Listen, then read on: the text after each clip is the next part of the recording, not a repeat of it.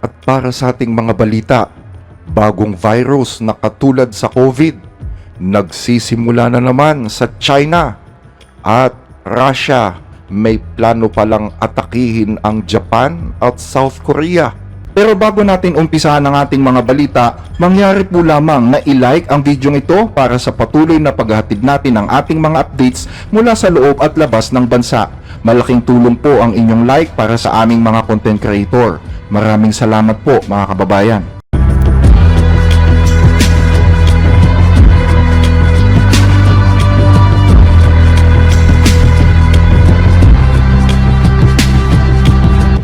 Limang taon makalipas ang pagkalat ng COVID-19 pandemic, humaharap na naman sa kasalukuyan ang bansang China sa isang bagong respiratory virus, ang Human Metapneumovirus or HMPV.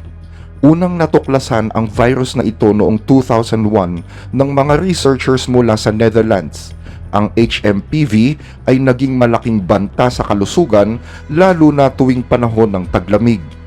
Dahil sa mga sintomas na kahalintulad ng trangkaso at COVID-19, nagdulot ito ng pagtaas ng mga kaso ng respiratory illness na naging dahilan naman ng pagkabahala ng mga opisyal ng public health sa China. Ayon sa National Disease Control and Prevention Administration ng China, patuloy na tumataas ang mga kaso ng HMPV, partikular sa mga hilagang probinsya. Batay sa pinakahuling datos, karamihan ng mga impeksyon ay nakaaapekto sa mga batang wala pang 14 na taong gulang na may mahinang resistensya laban sa virus na ito. Iniulat ng Chinese Center for Disease Control and Prevention or CDC China na kabilang sa mga sintomas ng HMPV ang lagnat, pagbabara ng ilong at pagkahingal. Sa mas malalalang kaso, nagiging sanhi ito ng bronchitis at pulmonya. Pinaka-apektado ang mga matatanda, mga sanggol at mga taong may pre-existing na kondisyon sa baga dahil sila ang may pinakamataas na panganib sa malubhang komplikasyon. Ipinatupad ngayon ng mga health authorities sa China ang mga bagong protocol upang bantayan ang mga respiratory illness, kabilang ang HMPV. Nagtatag ang National Disease Control and Prevention Administration ng isang dedikadong ahensya upang subaybayan ang mga kaso ng pulmonya na hindi pa natutukoy ang pinagmulan.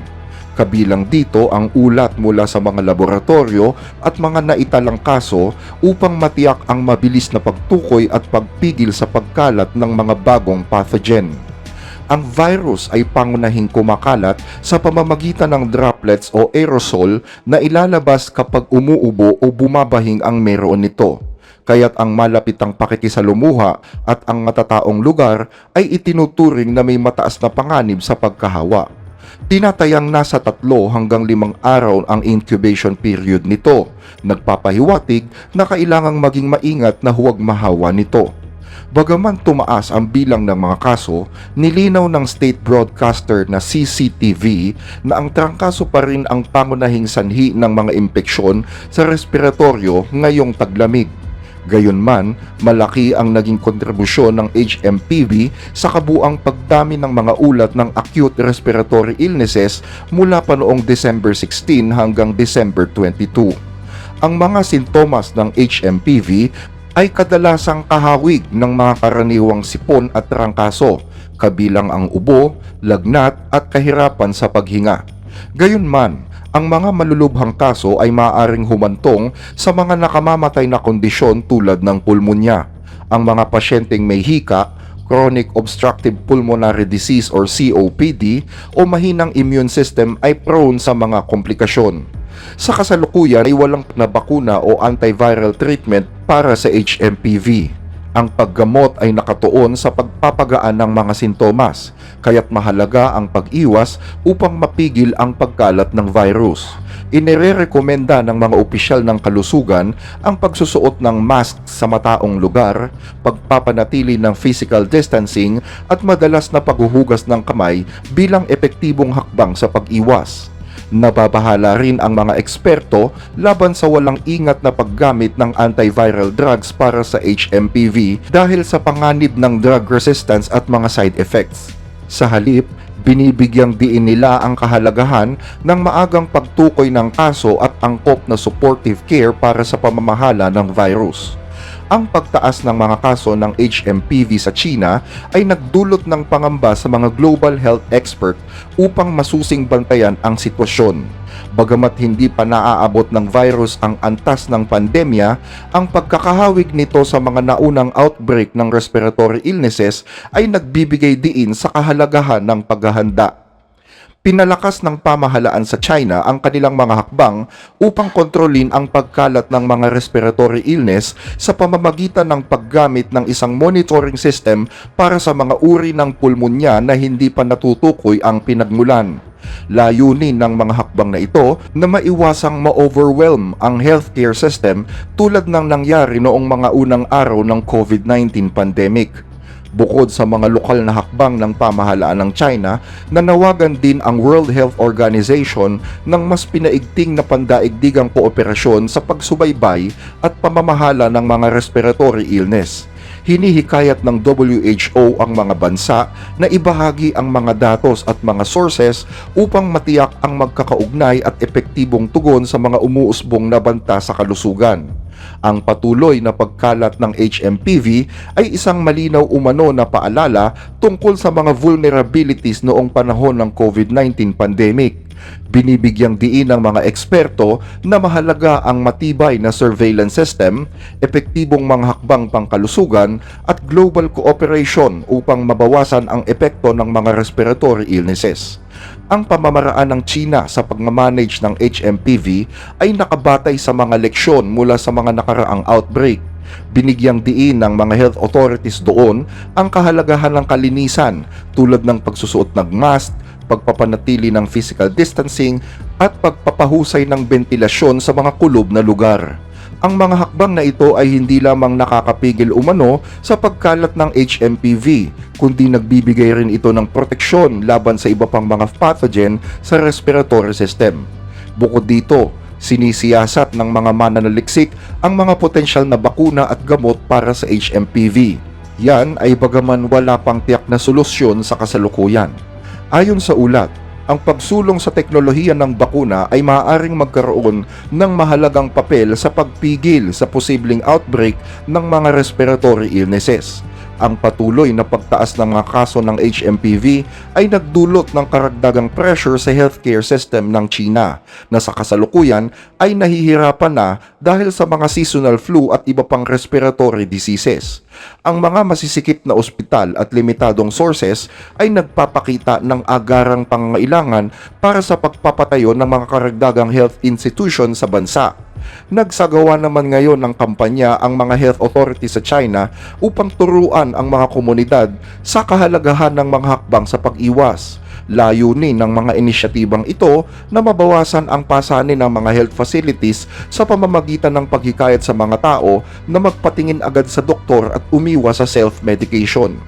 Bagamat nananatiling local ang outbreak ng HMPV, ang potensyal nitong kumalat ay nagbibigay diin sa kahalagahan ng maagap na mga hakbang. Sa pamamagitan ng pagtugon sa mga hamon ng mga respiratory illnesses, maaari anyang palakasin ng China at iba pang mga bansa ang kanilang kakayahan upang harapin ang mga darating pang krisis sa kalusugan. Habang nahaharap ang China sa mga hamon ng HMPV outbreak, binantayan naman ito ng international community. Ang mga aral mula sa COVID-19 ay patuloy na nagiging gabay sa pagtugon sa mga bagong banta na binibigyang pansin ang kahalagahan ng pagiging alerto, pakikipagtulungan at makabagong solusyon. Sa pinagsama-samang mga hakbang sa pag-iwas, matibay na sistemang pangkalusugan at pandaigdigang kooperasyon, magagawang tugunan ng mga bansa ang mga hamon ng mga outbreak ng respiratory illnesses at mapanatili ang kalusugan ng publiko sa isang mas konektadong mundo. At para sa ibang balita, bansang Russia may planong atakihin ang Japan at South Korea. Sa nakalipas na ilang taon, ang mga sigalo tulad ng digmaan sa Ukraine at West Asia ang naging sentro ng mga pandaigdigang balita. Habang pumapasok tayo sa bagong taon, inaasahan namang magpapatuloy pa rin ang mga ganitong kaganapan.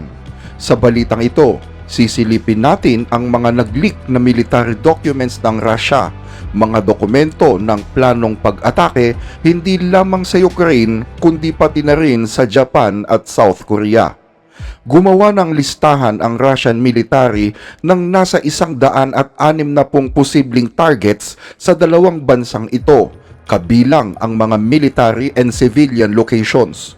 Kasama sa mga tatargetin ang mga airfield, radar, naval installations, nuclear power plants, refinery, pabrika ng bakal at kemikal at mga tulay. Ang mga planong ito na binuo mula noong 2008 hanggang 2014 ay bahagi ng war game ng Russia upang sanayin ang kanilang mga hukbo para sa posibleng mangyari sa hinaharap. Ayon sa mga ulat, ang lawak ng mga plano ay kahanga-hanga ngunit nakakabahala. Halimbawa dito ay ang 82 military targets, habang ang iba ay mga civilian establishments. Sinasabing detalyado ang mga nag-leak na dokumento, kabilang dito ang impormasyon sa eksaktong laki ng mga gusali at ang kinakailangang lakas upang pasukin ang mga ito. Halimbawa, ilan sa mga nabanggit ng dokumento ang mga command at control bunkers ng South Korea, kasama ang mga record kung papaano ito pasukin at ganun din ang radar base ng Japan. Kasama rin sa mga plano ang paggamit ng mga armas tulad ng K-101 non-nuclear cruise missile na ginamit ng Russia sa Ukraine noong Nobyembre. Ang pag-leak ng mga detalyeng ito ay nagbibigay ng dahilan sa Tokyo at sa Seoul na mag-alala, lalo na't malinaw na pinag-aralan ng Russia ang bawat aspeto ng kanilang estratehiya mula sa mga target habang sa partikular na mga armas. Bagamat hindi patiyak kung magsisimula ng panibagong digmaan ang Russia sa silangang Asya, dalawa ang posibleng maging dahilan upang magsimula ito. Una, ang issue ng Kuril Islands, isang grupo ng 32 isla na parehong inaangkin ng Russia at Japan mula pa noong World War II. Ang mga dokumentong ito ay nagpapakita ng seryosong paghahanda ng Russia na nagbibigay diin sa mga kahalagahan ng kahandaan at kooperasyon sa harap ng mga potensyal na banta sa seguridad ng mundo. Sa kasalukuyan, nasa ilalim ng kontrol ng Russia ang Kuril Islands, kung saan mayroong humigit kumulang 20,000 Russians na ang naninirahan dito. Ang hindi pagkakasundo sa teritoryong ito ang nagdulot ng tensyon sa pagitan ng Russia at Japan hanggang ngayon. Nagtayo na ang Russia ng mga military bases sa isla at pinipigilan din ang pagbisita ng mga banyagang barko na naging sanhi naman ng pangamba ng Japan. Ang sitwasyong ito ang nagdudulot ng hindi pagkakaunawaan ng dalawang bansa at ito rin ang posibleng maging senaryo upang magsimula ang digmaan sa pagitan ng Russia at Japan, ang issue ng agawan sa teritoryo. Ang pangalawang senaryo ay may kinalaman sa Estados Unidos na siyang pangunahing karibal ng bansang Russia. Malaki ang presensya ng US military sa rehiyon at sila ang pangunahing nagbibigay ng seguridad sa Japan at South Korea. Sa katunayan, ang South Korea ay mayroon 73 base militar ng US at mahigit 26,000 tropang Amerikano. Ang Japan ay mayroon namang 120 base militar ng Estados Unidos at higit 50,000 tropang Amerikano. Ang mga numerong ito ay malalaki at nagiging dahilan upang huwag maging komportable ang Rusya sa nasabing lugar. Nangangamba ang Rusya na kung sakaling magkaroon ng digmaan sa pagitan ng Russia at ng mga bansa sa NATO, posible anya na ma-expose sa mga pag-atake ang mga teritoryo ng Russia sa silangan. Maaaring gamitin ng US ang kanilang mga military assets sa Japan at South Korea upang maglunsad ng pag-atake sa Russia. Kaya't naghanda ang Russia ng mga planong pandigma bilang potensyal na hakbang ng counter-attack. Ang mga planong ito ay nagpapakita ng isang makabagong estratehiya at malinaw na pagtuon ng Russia sa silangang bahagi ng mundo. Matagal nang may malakas na ugnayan ang Russia sa China, ngunit sa gitna ng digmaan sa Ukraine, mas pinalakas pa nila ang kanilang relasyon sa South Korea. Bilang resulta nito, tumibay ang kanilang military cooperation. Mula nang mag-supply ng mga missiles ang North Korea sa Russia, ngayon ay nagpapadala na ito ng mga sundalo upang lumaban sa Ukraine. Ang Russia ay nakikipag-ugnayan din sa mga bansa sa Central at Southeast Asia, lalo na nang matapos na ang mga sanctions mula sa mga Western countries. Ang epicenter ng digmaan ng mga world powers ay unti-unti nang lumilipat ng direksyon. Kung noon ay ang Europa lamang ang pangunahing lugar ng alitan, ngayon ay mabilis na natutuon ang militarisasyon sa mga bansa sa Asya. Ang mga ganitong pagbabago ang nagdudulot ngayon ng pangamba sa mundo. Saan mang anggulo tingnan, naniniwala ang mga analyst na ito ay posibleng nakatutok sa direksyon patungo sa isang pandaigdigang digmaan. Hanggang dito ang ating mga balita. Muli ay maraming salamat po sa inyong panonood.